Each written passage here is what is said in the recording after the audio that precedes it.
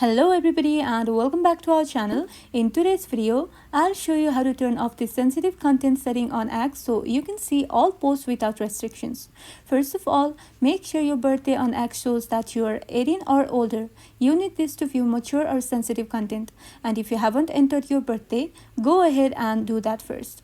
Next, open a web browser on your phone or computer and go to x.com. Make sure to use the web version, not the app-based version. After that, log into your account and then tap on your profile picture at the top left corner of your screen. After that, scroll down and select Settings and Privacy. Now, from here, go into Privacy and Safety.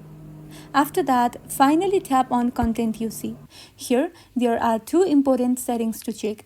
Display media that may contain sensitive content. Make sure to turn this on. After that, go into Search Settings and make sure Hide Sensitive Content is toggled off to see everything on Twitter. And that's all. You've successfully turned off sensitive content on X. If you found this video helpful, don't forget to like and subscribe for more X and social media tips. Thank you for watching and I'll see you in the next one.